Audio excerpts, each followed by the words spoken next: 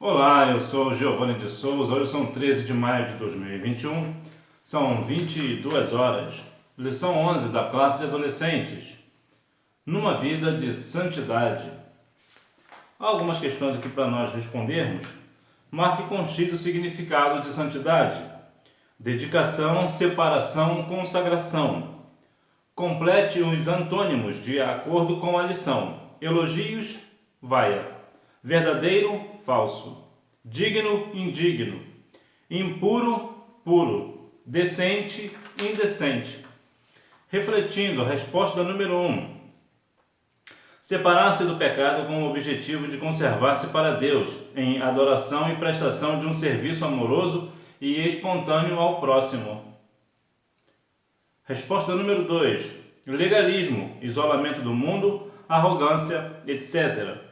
Resposta número 3 é uma resposta livre. No caso, a sua resposta pessoal. Destaque: procurem ter paz com todos e se esforcem para viver uma vida completamente dedicada ao Senhor, pois sem isso ninguém o verá. Aos Hebreus capítulo 12, versículo 14. É interessante nós notarmos que nós precisamos procurar ter paz com os outros, ainda que os outros não tentem ter paz conosco. Em outras palavras, mesmo se uma pessoa não quiser ter paz com você, você precisa ter paz com ela. No contexto do Novo Testamento, santificar-se é separar-se do pecado com o objetivo de conservar-se para Deus, em adoração e prestação de um serviço amoroso e espontâneo ao próximo. Os pecados que enfrentamos ao longo da nossa vida cristã não são fáceis. Não por acaso a pergunta surge na mente de qualquer crente: é possível ser santo num mundo profano? Sim, é possível. É possível e, mais do que possível, é necessário, é um mandamento do Senhor. O Senhor sempre nos trará a ideia de santificação. Sem santificação ninguém verá a Deus. Note que Josué capítulo 3, versículo 5 vai nos dizer para que nós venhamos nos santificar hoje, para que o Senhor faça maravilhas no meio de vós amanhã. Então, uma forma para que nós tenhamos algo de extraordinário nas nossas vidas amanhã é se consagrando hoje. Vemos também, Pedro, 1 Pedro 15, 1 Pedro 1, 15 e 16 vai falar nisso. Assim como quem é santo, que chamou é santo, sede santo, porque ele também é santo. Então, a Bíblia vai sempre nos requerer a santificação. Santificação é separar-se do pecado, é deixar o pecado de lado. Muitas das vezes temos algumas situações na nossa vida sobre a questão da tentação. Ser tentado é pecado? Não, pecado é ceder à tentação. Note que o próprio Cristo foi tentado pelo diabo, lá no livro de Mateus capítulo 4. Então, mas Jesus, claro, não cedeu à tentação. Então veja que a tentação ela virá. Agora, a diferença é daquele que cai e daquele que não cai na tentação. Daquele que entra em tentação ou não entra, né? Então veja que a santificação ela é notória no meio do povo cristão. Nós precisamos nos manter santos diante do Senhor, separar do pecado, ou seja, não viver numa vida de pecado, não estar cometendo pecado. Veja que nós habitamos, como disse Isaías, né, num mundo cheio de pessoas impuras, mas nós precisamos se manter puros diante do Senhor. Por quê? Porque a Bíblia diz em Mateus 5,13 que nós somos o sal da terra. Então, nós precisamos ser diferentes, ser separados, ser santos na presença do Senhor. Nós precisamos, apesar do mundo estar profano, apesar do mundo estar vivendo uma vida de pecado, o mundo, o sistema do mundo, o mundo num todo, como a Bíblia diz em 1 João 5,19, o mundo jaz no maligno, ou seja, o mundo está no maligno. Então, veja que nós precisamos ser a luz do mundo, o sal da terra. Nós precisamos fazer a diferença nesse mundo profano, nesse mundo de pecado. Nós precisamos transformar pelo entendimento, do nosso entendimento da palavra. Como diz lá Romanos capítulo 12, versículo 2. Então veja que a santificação é ser separado. E sim, você mesmo, adolescente, você precisa ser separado, você é separado, você tem que se manter separado. Santidade com o corpo. Mas a grande verdade é que tudo isso não tem fundamento algum. É a hora de buscar a Deus de todo o coração e mente, respeitando o próprio corpo, que é o templo do Espírito Santo. O seu corpo não é para os outros, nem neste momento da sua vida, mas para a glória de Deus. Por isso, tanto meninos quanto meninas, ambos devem vestir-se e portar-se com decência, respeito e temor a Deus, vivendo sempre para a sua glória. É bem verdade que essa questão, ainda mais da idade da adolescência, sempre acontecerá algumas questões.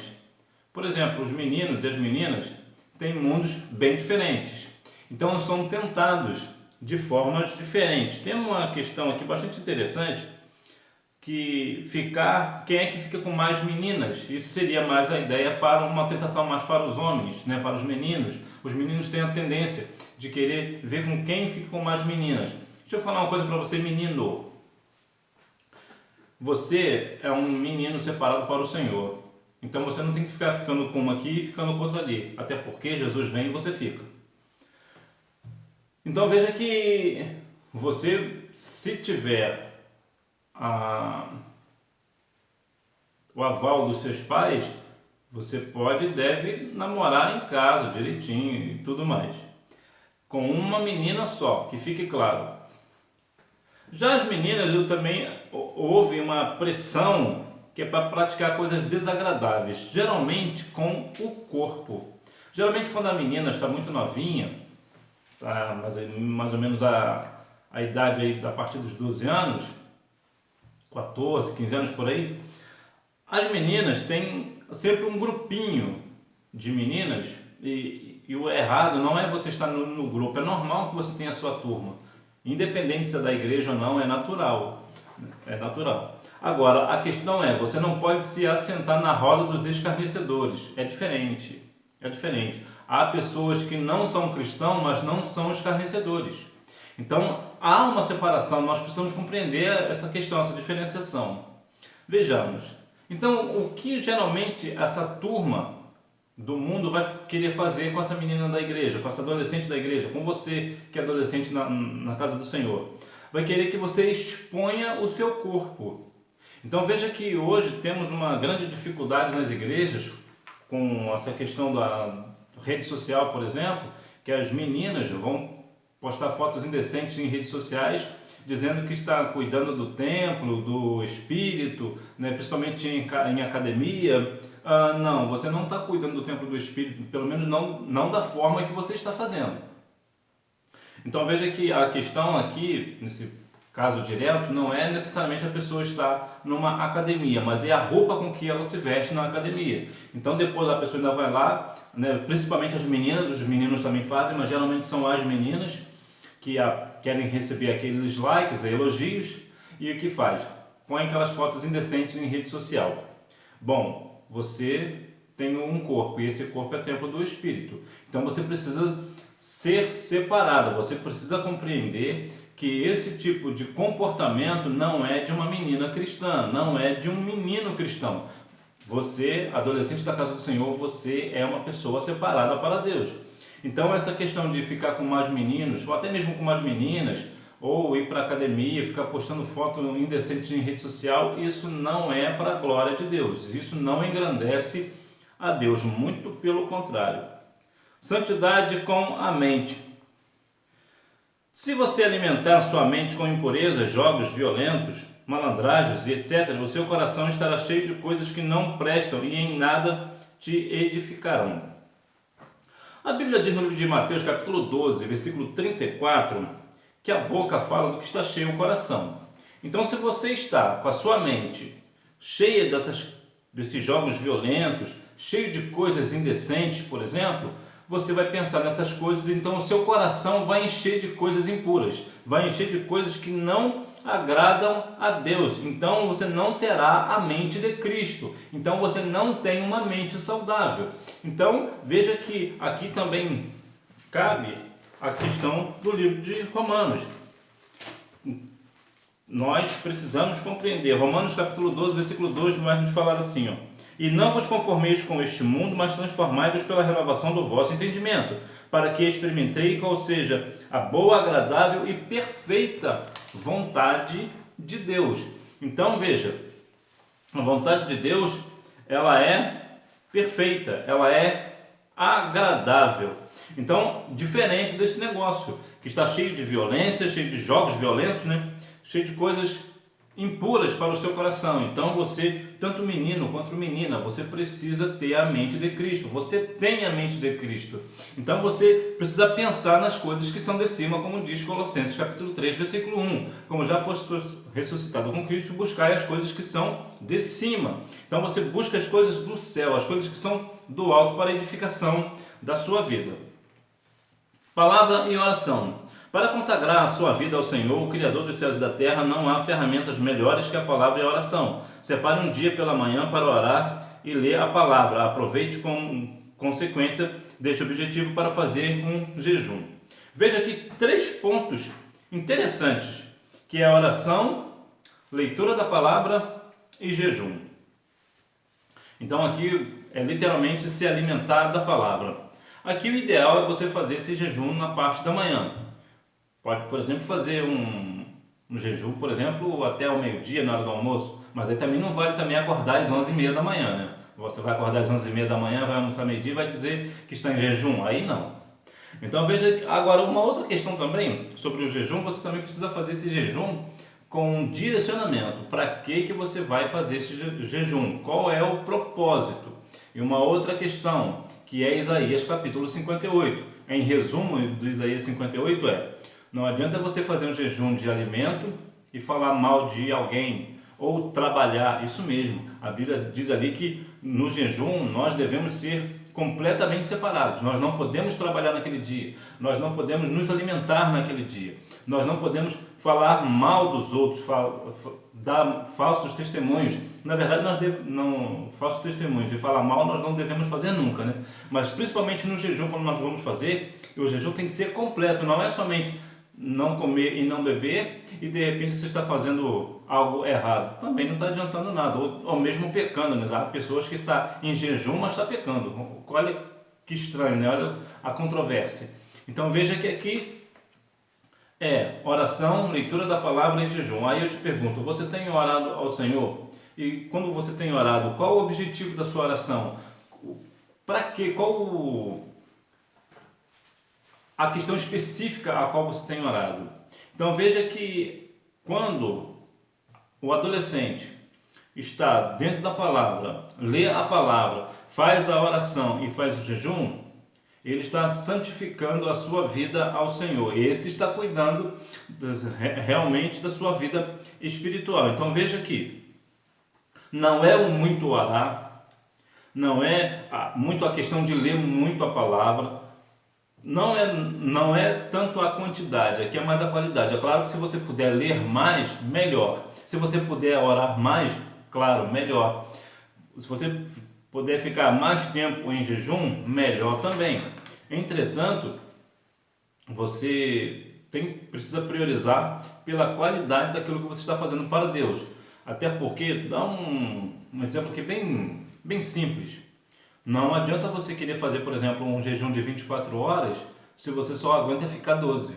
Isso aí seria um sacrifício de tolo. Se você não suporta ficar 24 horas sem se alimentar, você não fica. Eu só aguento ficar 8 horas. Ok, fique 8 horas sem se alimentar diante de Deus. Deus vai te recompensar. Deus vai ver a tua sinceridade, a tua honestidade, vai saber daquilo que você é capaz de fazer. O Senhor, bem da verdade, o Senhor está vendo que aquilo ali é o seu melhor. Você só aguenta ficar 8 horas sem se alimentar. Ok, então faça um jejum de 8 horas. E esse é o seu melhor para Deus.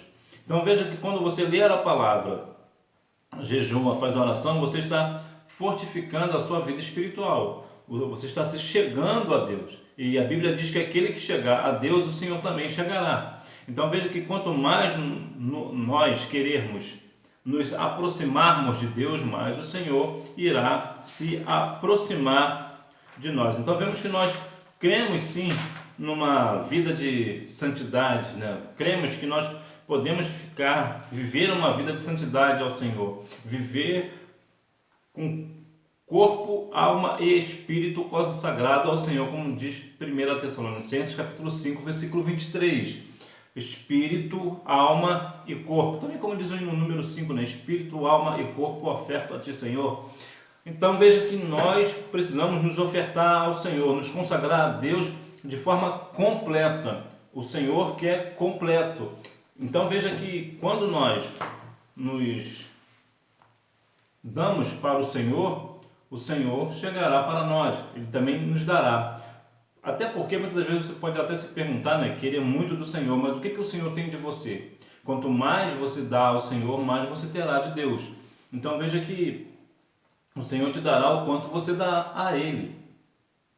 Então veja que há aqui uma disciplina de buscar ao Senhor enquanto se pode achar, como diz Isaías capítulo 55. Então veja que quanto mais você busca ao Senhor, melhor será para a sua vida espiritual. Quem ganha é você. Veja que aqui no livro de Isaías capítulo 55, versículo 6, nos diz assim: buscai ao Senhor enquanto se pode achar, invocai-o enquanto está perto. Então você precisa ter uma vida de busca ao Senhor, buscar a Deus, né? Invocar o nome dele enquanto ele está por perto. Então veja que o Senhor, ele se inclina para te ouvir. Então você tem uma vida de santidade, tem uma vida de santificação, está jejuando, lendo a palavra, está levando uma vida de consagração ao Senhor, o Senhor está olhando para você. Agora, se por alguma razão você está aí um pouco abalado na fé, ou mesmo triste com alguma coisa, alguma decepção da sua vida e tem se enfraquecido na fé, ainda hoje, agora, é momento para que você também venha reconhecer que o Senhor é maior na sua vida, que você se arrepende daquilo que você faz, daquilo que você fez ou daquilo que você tinha que fazer e não fez, peça perdão ao Senhor e continue a sua jornada. Então veja que nós precisamos a cada dia mais nos santificar diante do Senhor. A Bíblia vai sempre nos falar a respeito da consagração ao Senhor, né? De procurar cada dia mais buscar ao Senhor e ter uma vida de santidade diante dele. Então que nós venhamos a cada dia mais buscar ao Senhor enquanto nós podemos achar, invocá-lo enquanto ele está perto, e que assim nós vivamos uma vida de santidade diante dele. Que Deus em Cristo continue abençoando a sua vida, que você tenha uma boa aula e não deixe de ir à Escola Bíblica Dominical, até porque quem faz a escola é o aluno. Tchau!